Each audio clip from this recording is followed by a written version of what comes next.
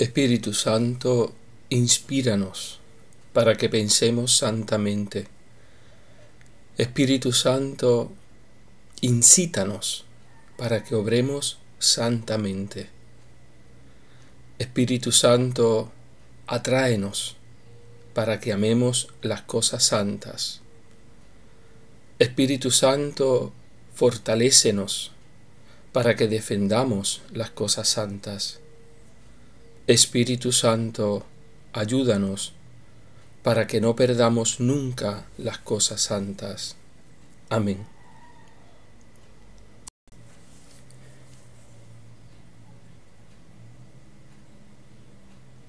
Hoy queremos centrar la atención en el don de entendimiento. No se trata aquí de la inteligencia humana, no se trata de la capacidad intelectual de la que podamos estar más o menos dotados. Es, en cambio, una gracia que sólo el Espíritu Santo puede infundir y que suscita en el cristiano la capacidad de ir más allá del aspecto externo de la realidad y escrutar las profundidades del pensamiento de Dios y de su designio de salvación. Con estas palabras inicia su catequesis el Papa Francisco al hablar sobre el don de entendimiento y pone como base y fundamento esta cita de San Pablo en su carta a los Corintios: ni el ojo vio, ni el oído oyó, ni el hombre puede pensar lo que Dios ha preparado para los que le aman, y Dios nos lo ha revelado por el Espíritu. Esto lo que nos da a entender es que hablamos ahora de algo sublime. Hablamos ahora de un don, ya estamos llegando prácticamente al final, al último, que es el de sabiduría. Y como les había dicho, estos tres, ciencia, entendimiento y sabiduría, son tres dones íntimamente relacionados porque los tres se dan en el intelecto. Por eso, en la medida en que vamos subiendo, pues entonces se va haciendo más intensa, se va profundizando más lo que el Espíritu le comunica al alma mediante estos dones. Y vamos a ver, como hemos hecho con todos, en primer lugar, la naturaleza del don de entendimiento. Este es un hábito sobrenatural infundido por Dios con la gracia santificante, lo que significa que no son simples gracias actuales transeúntes, es decir, no es algo que pasa en el momento, sino que son verdaderos hábitos. Está arraigado, está ahí firme en el alma, en las potencias, en sus potencias, para secundar con facilidad las mociones del Espíritu Santo. Por tanto, está ahí para que en la medida en que el Espíritu Santo vaya moviendo esa alma, el don ya está listo para actuar. Por el cual la inteligencia del hombre, y entonces aquí se nos da a entender que el entendimiento reside en el entendimiento especulativo, a quien perfecciona. Como les decía, los últimos tres dones, ciencia, sabiduría, entendimiento y sabiduría, están en la inteligencia, así como por ejemplo el don de fortaleza, pues está en la voluntad. Estos están en el entendimiento para recibir con naturalmente el movimiento, la acción, la moción del Espíritu Santo que va a poner en acto ese hábito. Por tanto, el don es el que va, como decir, es el motor que va a poner a funcionar ese hábito que está en nosotros. Bajo la acción iluminadora del Espíritu Santo, ¿por qué? Porque el hombre es absolutamente incapaz de actuar ni siquiera con ayuda de la gracia. Habrá ocasiones en que sólo el Espíritu puede poner en movimiento los dones. Sin su divina moción, sin la intervención del Espíritu, los hábitos donales permanecerán ociosos. Es decir, si el Espíritu no los pone en función, los dones no van a actuar en el alma. Tiene que ser por la intervención del Espíritu. El hombre no puede hacer otra cosa con la ayuda de la gracia que disponerse para recibir esa divina moción.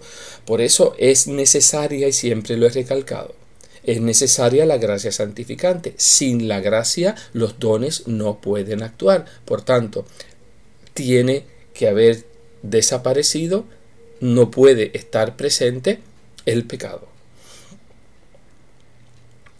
Con la gracia santificante, todos los dones. Sin la gracia, ninguno. Se hace apta para una penetrante intuición. Este es el objeto formal del don de entendimiento. Señala la diferencia entre él y la virtud de la fe. Nosotros por la fe damos el asentimiento a una realidad que creemos, que no entendemos, que no podemos comprender, pero que le damos el firme asentimiento de la fe. Por la virtud de la fe, proporciona al entendimiento creado el conocimiento de verdades sobrenaturales de una manera imperfecta.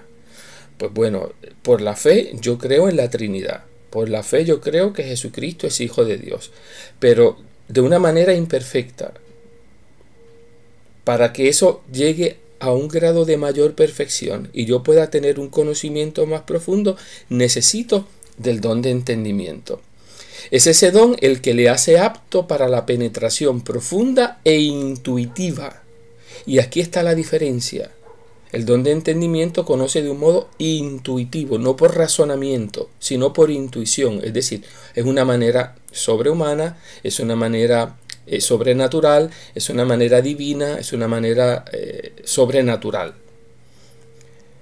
Es sencillamente lo que llaman los santos la contemplación infusa. Es decir, es poder contemplar una realidad y de ella abstraer instintivamente ese conocimiento sin tener que pasar por un razonamiento. No hace falta razonar para comprender. Se entiende intuitivamente. El don de entendimiento se distingue a su vez de los otros tres dones, sabiduría, ciencia y consejo, en que su función propia es la de penetrar profundamente las verdades de la fe en plan de simple aprehensión, es decir, sin emitir juicio sobre ellas. Nosotros, la persona que esté bajo el influjo del don de entendimiento, puede penetrar profundamente, puede conocer más profundamente una verdad revelada, sin emitir ningún tipo de juicio. Simplemente lo conoce, simplemente lo sabe.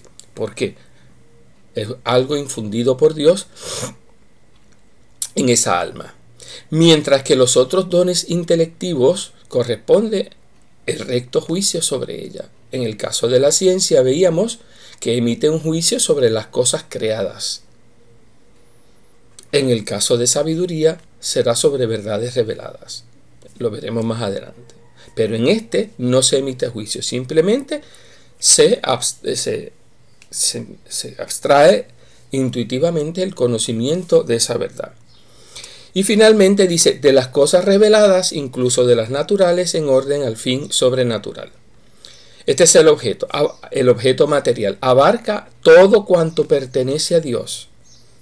Este conocimiento es sobre las cosas de Dios, al hombre y a todas las criaturas con su origen y su fin. Por tanto, es el conocimiento de Dios, es el conocimiento de sus criaturas, es el conocimiento de para qué están destinadas. Por tanto, se extiende a todo lo que existe, pero sobre todo, a las verdades de fe. Bien, el hombre, recapitulando porque esto es un poquito complejo, sin ayuda de la gracia es incapaz de actuar sobrenaturalmente. Eso está claro. Necesitamos de la gracia para poder hacer actos sobrenaturales. Segundo, la función propia de este don es penetrar profundamente las verdades de la fe en plan de simple aprehensión, mientras que los otros dones hay que hacer un juicio sobre ellos. Por tanto, simplemente nosotros aprehendemos la verdad de las cosas sin ningún juicio. Tercero, este juicio se refiere a las cosas divinas, si el juicio es sobre las cosas divinas, pertenece al don de sabiduría. Si se refiere a cosas creadas, es del don de ciencia. Y si se trata de aplicar a los casos concretos y singulares, corresponde al don de consejo. Por tanto, ahí está la diferencia con esos tres dones que son los que están más relacionados con el don de entendimiento. Pero vamos a profundizar un poquito más y con ejemplos para que podamos visualizar en qué consiste esta altísima gracia que Dios concede a las almas. ¿Por qué es necesario el don de entendimiento? Por mucho que se ejercite la fe al modo humano, es decir, por más que usted piense, por más que usted estudie, por más que usted razone, jamás podrá llegar a su plena y perfecto desarrollo. Para eso es necesaria la influencia de los dones de entendimiento y de ciencia. Es la diferencia que se establece entre lo que es vida ascética, vida mística y vida contemplativa. Vamos a ver. Vamos a poner tres ejemplos. En la vía ascética, yo me pongo a pensar, yo me siento a orar, yo me siento a meditar las verdades de fe. En la medida en que yo voy meditando, yo voy entendiendo, yo voy comprendiendo esas verdades de fe. Pero llega un punto en que esa meditación se hace más intensa hasta el punto de que llegamos a esa vida mística donde ya no hace falta tanto esa meditación porque Dios pone el conocimiento en el entendimiento, ya va pasando a la vida mística hasta que llega al punto de que eso se hace más perfecto mediante la vía contemplativa, donde solamente se mira la verdad revelada y se tiene el conocimiento. Son distintas etapas. Claro, esto es muchísimo más complejo. Este es el contenido de lo que es la vida espiritual. Tres etapas: vía ascética, mística y contemplativa, donde obviamente el alma va pasando por estos estadios, por estas etapas, hasta llegar a alcanzar la perfección conforme al plan de Dios. Existen muchos libros que hablan sobre estas tres etapas, ¿verdad? Y que son importantes a la hora de hablar de la vía de la perfección cristiana. Bien, de esta condición del conocimiento humano no escapan las virtudes infusas al funcionar bajo el régimen de la razón y a nuestro modo humano. Por tanto, nosotros necesitamos poner en función las virtudes. Sin vida virtuosa, sin la práctica de las virtudes en la vida, nosotros no podemos subir. Tenemos que comenzar nosotros, claro, con la gracia de Dios. En la medida en que las virtudes se van poniendo a actuar, van funcionando, van actuando, entonces Dios va interviniendo. Pero siendo el objeto primario de la fe el mismo Dios, nosotros a quien creemos es a Dios, o sea, la verdad primera manifestándose, que es simple, el modo discursivo, ese modo de pensar, que es complejo, que es un modo de conocer, no puede ser más inadecuado ni más imperfecto. Por tanto, mientras nosotros estamos meditando, mientras nosotros estamos discurriendo, es decir, pensando al modo humano, esto no va a llegar a la mayor perfección. Necesitamos el auxilio de Dios, y ese auxilio viene desde el don de entendimiento. La fe es de suyo un hábito intuitivo, no discursivo, no pensamos, no razonamos. Dios lo pone ahí por una intuición, lo absorbemos inmediatamente. Y por eso las verdades de fe no pueden ser captadas en toda su limpieza y perfección más que por el golpe de vista intuitivo y penetrante del don de entendimiento. O sea, cuando la fe se haya liberado enteramente de todos los elementos discursivos que la impurifican y se convierta en una fe contemplativa. Mientras nosotros necesitemos, claro está, estamos hablando de altos estados de vida de perfección cristiana. Mientras nosotros estemos arraigados a otras realidades para llegar a ese conocimiento, no podemos alcanzar esa perfección. Entonces se llega a una fe pura, tan insistentemente inculcada por San Juan de la Cruz como único medio proporcionado para la unión de nuestro entendimiento con Dios. Hablar de fe pura es, San Juan de la Cruz, en uno de sus escritos, lo describe en el monte, la subida al monte Carmelo, en el monte de la perfección. Y lo escribe bien sencillo. Este camino es nada, nada, nada, nada, y en la cima del monte, nada. Solo mora la honra y la gloria de Dios. Es una fe donde no se apoya en ningún tipo de sentimiento. Es una fe que no se apoya en absolutamente nada que no sea en Dios. No necesito apoyarme en los hombres, no necesito apoyarme en las criaturas, no necesito apoyarme en la naturaleza. Solamente me fío de Dios. Por eso es una fe pura, sin arraigarse a nada. Bien, son admirables los efectos que produce en el alma la actuación del don de entendimiento, todos ellos perfeccionando la virtud de la fe hasta el grado increíble de alcanzar una intensidad y certeza que así se manifestó en la vida de los santos. A esto les manifiesta las verdades reveladas con tal claridad que sin descubrirles del todo el misterio, por ejemplo, no le va a descubrir el misterio de la Trinidad, pero le dará un conocimiento tan profundo y tan intenso que decimos, pero ¿y de dónde le viene esta sabiduría? Pues le viene de Dios. Tenemos entonces que el primer efecto es que nos hace ver la sustancia de las cosas ocultas bajo los accidentes. Y aquí no hablamos de accidentes de tráfico ni de otro tipo de accidente. En virtud de este instinto divino, los místicos perciben la divina realidad oculta bajo los velos eucarísticos. De ahí su obsesión por la Eucaristía. De ahí que ella llega a constituir en ellos el verdadero martirio de hambre y sed. Son estos santos que tienen hambre, que tienen sed de Eucaristía.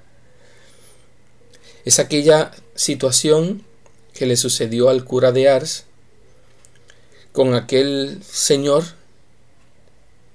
que iba a su parroquia, se sentaba a orar en el mismo lugar todos los días y solamente lo miraba porque miraba siempre al sagrario. Y San Juan María Vianney, el cura de Ars, le pregunta, ¿y usted qué hace? Y él le contesta, yo le miro y él me mira a mí. Es una mirada intuitiva. No hacía falta razonar, no hacía falta pensar. Yo lo miro y él me mira. Ahí está todo. Nos descubre el sentido oculto de las divinas escrituras. En el Evangelio de Lucas, precisamente ayer, tercer domingo, se nos leía esa lectura, ese pasaje de Maús. Y ellos dice el evangelista, que les abrió la inteligencia para que entendiesen las escrituras.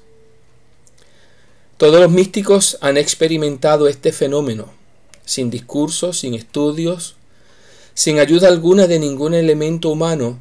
El Espíritu Santo les descubre de pronto y con una intensidad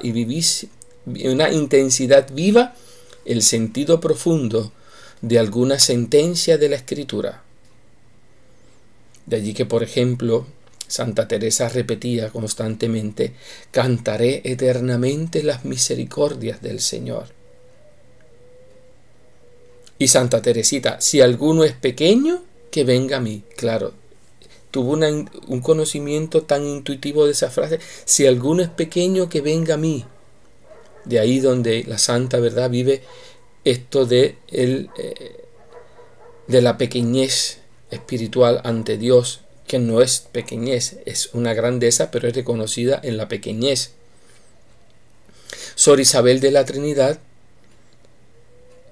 de esa frase de San Pablo a los Corintios, llegar a ser laudem gloria, es decir, ser alabanza de gloria, y se convirtió en el lema de su vida: quiero ser alabanza de gloria de la Trinidad.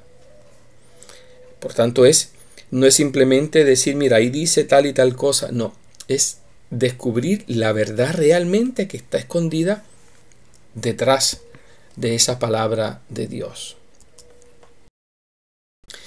Nos manifiesta el significado misterioso de las semejanzas y de las figuras. De esta manera, San Pablo vio a Cristo en la piedra que emanaba agua viva para apagar la sed de los israelitas en el desierto. Y dice San Pablo en su primera carta a los Corintios: y esa piedra era Cristo. ¿Ve? Es una imagen del Antiguo Testamento, pero San Pablo descubrió que en esa imagen de quien realmente se estaba hablando era de Cristo. Y San Juan de la Cruz nos descubre con intuición mística el sentido moral, anagógico, parabólico de multitud de semejanzas y figuras del Antiguo Testamento. San Juan de la Cruz en sus escritos, por ejemplo, utiliza muchísimas imágenes del Antiguo Testamento y por medio de ellas establece toda su vida espiritual, porque descubre en ellas el verdadero y profundo sentido de esas palabras de las Sagradas Escrituras. Nos descubre bajo las apariencias sensibles las realidades espirituales. La liturgia de la Iglesia está llena de simbolismos sublimes que escapan en su mayor parte a las almas superficiales. Alguien que no tenga conocimiento básico, digamos, de liturgia, pues mira, es posible que llegue a nuestros templos y vea al sacerdote con el turiferal y dice: pero ¿y para qué el padre le echa su mito en la iglesia? Incluso católicos. ¿Y por qué tiene que ser sobre ese altar y no puede ser sobre cualquier mesa? Entonces, en la medida en que se va descubriendo el sentido de esos simbolismos, se va intensificando más nuestra fe. Vamos penetrando el alma con una mayor devoción de ese rito, de ese culto que vamos celebrando. Se lo debemos al don de entendimiento. Nos hace ver a través de esos simbolismos, de esas apariencias sensibles, realidades sublimes que están escondidas detrás. Es lo que, por ejemplo, a Santa Teresita con la llave del sagrario. Llave del sagrario, quiero ser como tú. Pero ¿y qué tiene que ver? ¿Pero y por qué yo quiero ser la llave del sagrario? Pues yo quiero ser la llave del sagrario porque yo quiero ser capaz de abrir esa puerta para que otros puedan comer de ti. Es lo que obligaba a Santa Catalina de Siena cuando contemplaba el altar y veía la cruz y los cirios y decía, cuando miraba la cruz pensaba, lo que hizo Él por mí. Cuando miraba a los cirios que se van quemando, decía, lo que yo tengo que hacer por Él. En la reflexión, por ejemplo, de la Madre Teresa María de Jesús Ortega, cuando habla de la vela del sagrario, en silencio, calladamente, alumbra y le dice a los hombres, Dios está aquí. También esa debe ser nuestra misión. ¿Ve? A través de esos signos vamos descubriendo una realidad sublime a la que nos llevan. Eso se lo debemos al don de entendimiento.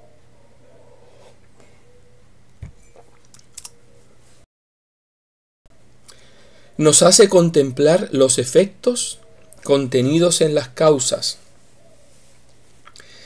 Hay otro aspecto del don de entendimiento, escribe el padre Filipón, particularmente sensible en los teólogos contemplativos.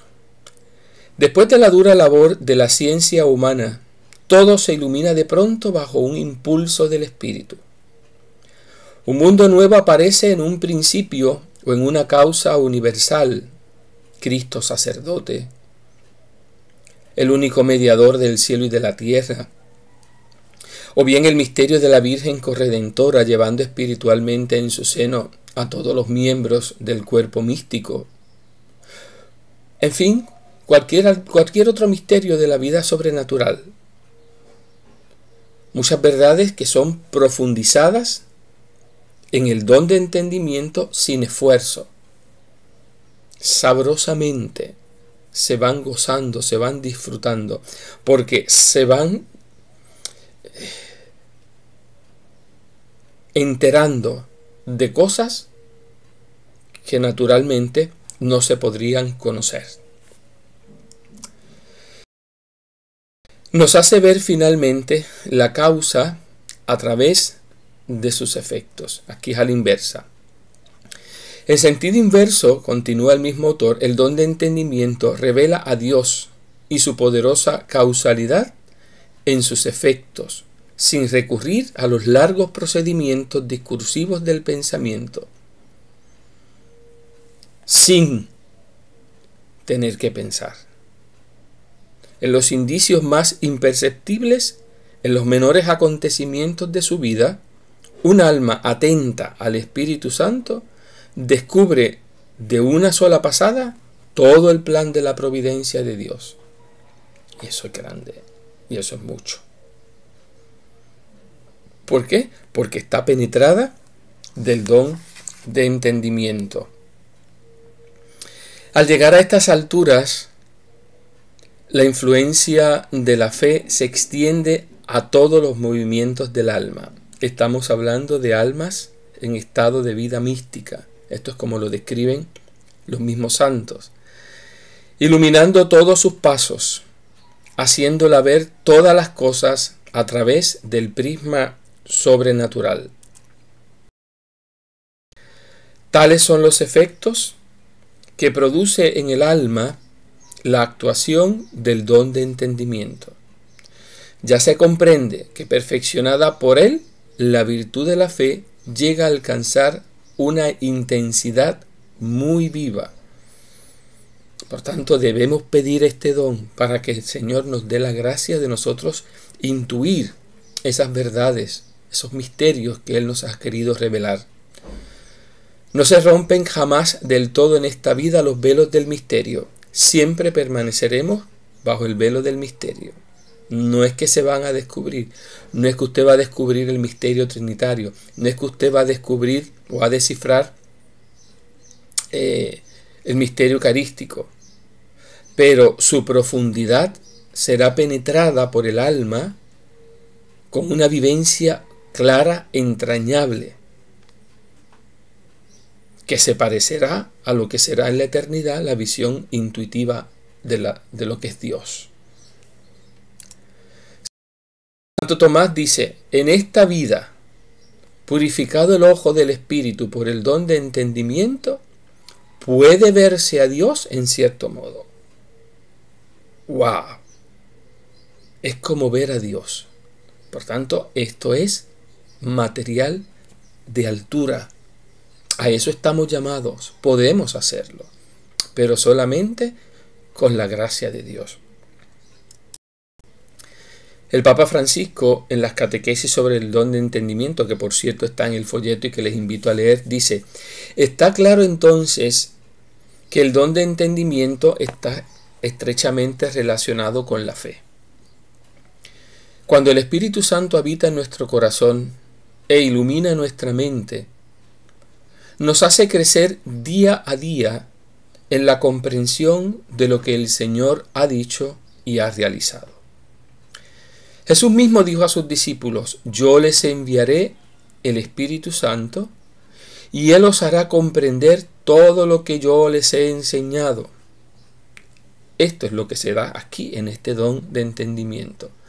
Comprender las enseñanzas de Jesús, comprender su palabra, comprender el Evangelio, comprender la palabra de Dios. Eso es lo que se da como efecto del don de entendimiento en la vida del cristiano. Uno puede leer el Evangelio y entender algo, pero si leemos el Evangelio con este don del Espíritu Santo, podemos comprender la profundidad de la palabra de Dios. Y este es un gran don. Es un gran don que todos nosotros debemos pedir y pedir juntos. Por eso decir: Señor, danos el don de entendimiento.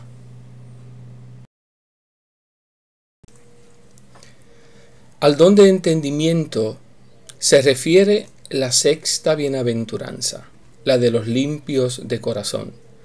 Bienaventurados los limpios de corazón, porque ellos verán a Dios. En esta bienaventuranza, como en las demás, se indican dos cosas.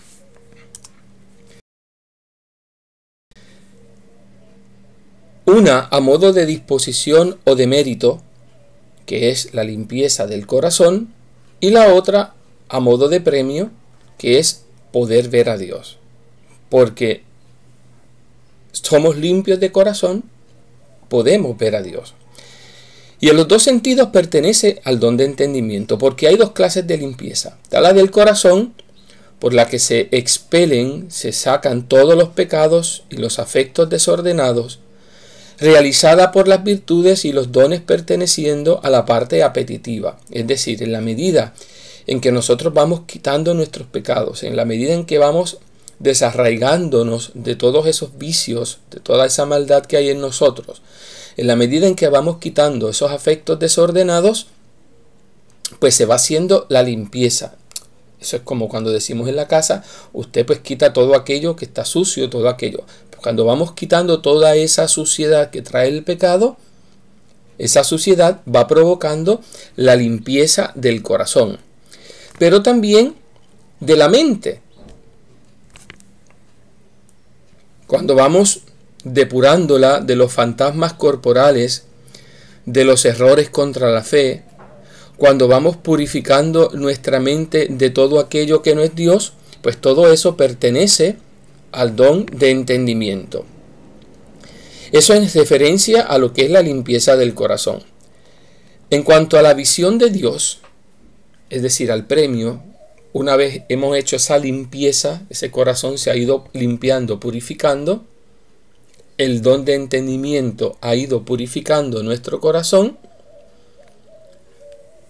Consecuencia, efecto, promesa, poder ver a Dios. Una es perfecta.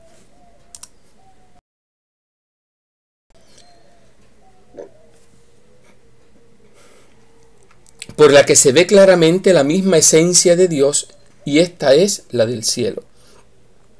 En el cielo, pues nosotros sabemos que podremos contemplar a Dios. Podremos ver a Dios cara a cara. Podemos ver lo que es Dios, la esencia de Dios. Sin llegar a ser Dios, por supuesto. Eso nunca será. Pero también hay una visión imperfecta que es propia del don de entendimiento, por la que aunque no vemos directa y claramente qué cosa sea Dios, vemos qué cosa no es. Es decir, no podremos quizás decir lo que es Dios, pero sí podemos decir lo que no es. Hay ocasiones en que pues, no sabemos describir algo. Yo no sé realmente lo que es. Yo te puedo decir lo que no es. Pues bueno, esa visión imperfecta. Tanto más perfectamente conocemos a Dios en esta vida, cuanto mejor entendemos que excede todo cuanto el entendimiento puede comprender. Es decir, está mucho más por encima de nuestro conocimiento. Solamente en la eternidad podremos tener esa visión perfecta de lo que es Dios.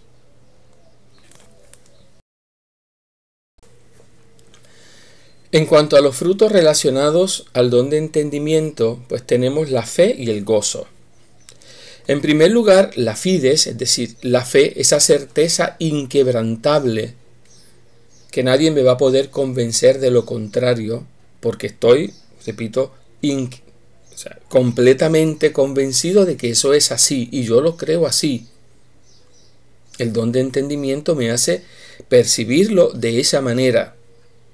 Y luego, como fruto último, pues el gozo espiritual.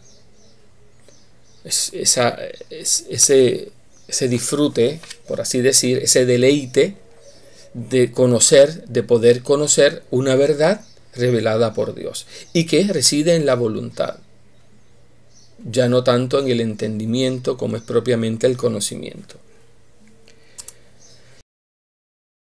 En cuanto a los vicios contrarios al don de entendimiento, en primer lugar, pues tenemos lo que se conoce como la ceguera espiritual. ¿Qué es la ceguera espiritual? Bueno, la misma palabra lo dice. Es la privación total de la visión, pero claro, en cosas referentes ¿a qué? Al espíritu.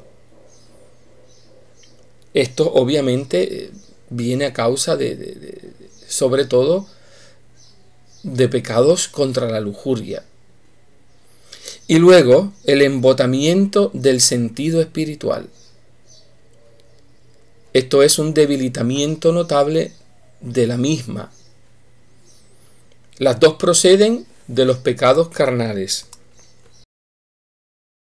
tanto la lujuria como la gula, y por tanto no hay nada que impida tanto los vuelos del entendimiento como la vehemente aplicación a las cosas corporales que le son contrarias. En la medida en que estamos apegados aquí, en la medida en que nos guiamos no por el espíritu de la carne, como dirá San Pablo, sino por las luces del espíritu, si no lo hacemos, no podremos alcanzar esto. Por eso la lujuria, que lleva consigo una más fuerte aplicación a lo carnal, produce ceguera espiritual. Excluye casi por completo el conocimiento y el aprecio de los bienes espirituales. Y la gula produce el embotamiento del sentido espiritual, que debilita al hombre para ese conocimiento y ese aprecio, de manera semejante a como un objeto agudo y punzante.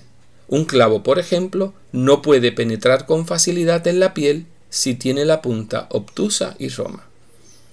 Es decir, estos pecados, estos vicios del apetito carnal son el principal obstáculo para nosotros no poder adquirir el don de entendimiento. ¿Y qué medios vamos a utilizar para fomentar, para alcanzar este don? En primer lugar, avivar la fe con ayuda de la gracia ordinaria. Sabemos que las virtudes se perfeccionan, las virtudes se desarrollan, pues con la práctica. En la medida en que yo voy haciendo actos de caridad, la caridad se va intensificando. En la medida en que yo voy haciendo actos de fe, la fe se va intensificando. En la medida en que yo voy según la voy practicando, las virtudes se van intensificando en la práctica. Y aunque es verdad que sin salir de su actuación al modo humano, como es la vía ascética, no podrán jamás llegar a su plena perfección, es un hecho que según su providencia Dios da su gracia a quien mejor se dispone para recibirlas. Por tanto, mientras mejor yo esté preparado para recibirla, con más facilidad yo voy a poder recibir el don de entendimiento. Es como hablábamos ahorita de limpieza. Mientras más limpia esté el alma, con más facilidad podrás recibir este don. Segundo, perfecta pureza de alma y de cuerpo. Al don de entendimiento le corresponde la sexta bienaventuranza, como decíamos: bienaventurados los limpios de corazón, porque ellos verán a Dios. Solo con esa limpieza de alma y cuerpo, el alma se hace capaz de ver a Dios. En esta vida, en el claroscuro de la fe iluminada profundamente por el don de entendimiento, y ya luego en la otra, con una visión clara de la gloria de Dios. Por tanto, la impureza es incompatible con ambas cosas. El don de entendimiento solamente se puede dar en un alma pura, en la medida en que podamos, ¿no? Con la ayuda de la gracia de Dios, por supuesto. Por eso, pedir este don, pedir la gracia de la pureza para poder alcanzar este conocimiento intuitivo de los misterios de Dios. Tercero, recogimiento interior. El espíritu es amigo del recogimiento, es amigo de la soledad. Solo allí habla en silencio a las almas. Estamos viviendo precisamente un tiempo de recogimiento, impuesto, pero está ahí. La realidad es, hemos aprovechado este tiempo de recogimiento físico, porque es que físicamente pues nos han recogido. Pero hemos aprovechado esta ocasión para recogernos o aprender a vivir recogidos interiormente. El profeta Oseas, en su capítulo 2, dice: la llevaré a la soledad y allí le hablaré al corazón. En estos días que hemos tenido esos tiempos para estar a solas, hemos aprovechado para hablar con Dios desde el silencio del corazón. ¿Hacemos eso un hábito en nuestra vida? El alma enemiga de la disipación y del bullicio, el alma amiga de la disipación y del bullicio, jamás percibirá la voz de Dios en su interior. Ahí es que yo no escucho a Dios, pero es que si llevas una orquesta prendida por dentro. Es preciso hacer el vacío de todas las cosas creadas. Es preciso retirarse a la celda del corazón para allí vivir con el divino huésped hasta conseguir gradualmente no perder nunca la presencia de Dios. Por eso los antiguos llamaban al Espíritu Santo el compañero sobrenatural. ¿Qué querían decir? Que nosotros nunca estamos solos. Mientras estemos en gracia, el Espíritu Santo siempre nos acompaña. Por eso nunca estamos solos. Y en esa soledad, el Espíritu Santo se va manifestando. Cuarto, fidelidad a la gracia. Esto es el requisito plus de todos los dones. El alma ha de estar siempre atenta a no negar al Espíritu Santo cualquier sacrificio que le pida. Por eso dice el Salmo: si escuchas la voz del Señor, no endurezcáis vuestro corazón. Si escuchas la voz de Dios, no endurezcas el corazón. Docilidad a la gracia. No solamente ha de evitar cualquier falta plenamente voluntaria, que por pequeña que sea, contristaría al Espíritu Santo. Dice San Pablo en su carta a los Efesios: guárdate de entristecer al Espíritu Santo de Dios. Efesios 4:30. Guárdate de entristecer al Espíritu Santo de Dios. Pero también secunda positivamente todas sus mociones, es decir, dale seguimiento sigue las mociones del Espíritu, hasta aquello de San Juan, yo hago siempre lo que a Él le agrada. Esa es nuestra meta, hacer siempre lo que le agrada a Dios. No importa que a veces los sacrificios que se nos pida parezcan superar nuestras fuerzas. Con la gracia de Dios, todo se puede. Todo lo puedo en aquel que me conforta. Filipenses 4:31. Y aquí utilizar mucho esa frase de San Agustín. Señor, dame lo que me mandas, luego mándame lo que quieras. Repito, Señor, dame lo que me mandas, luego mándame lo que quieras. Y finalmente, invocar al Espíritu Santo. Siempre lo dejo para lo último, pero ya saben que es lo último que tenemos que hacer, pero a la misma vez es lo principal y fundamental. Pedirlo, pedirlo y pedirlo. Ya vamos, depende en el momento en que usted esté escuchando esta conferencia, pero estamos en el tiempo pascual. Es un tiempo propicio porque nos prepara precisamente para celebrar la fiesta litúrgica de Pentecostés. Por eso, como preparación a la fiesta de Pentecostés, pedir a Dios los dones. Vamos a preparar esa novena pidiéndole al Señor que nos conceda la gracia de recibir los dones de su Espíritu en plenitud, que los podamos vivir, que los podamos recibir en nuestra vida, que podamos preparar el terreno para que Él pueda venir a actuar en nosotros. Depende de nosotros preparar el terreno. Todo lo demás dependerá de Él. Pero nosotros tenemos que preparar, tenemos que limpiar, tenemos que purificar.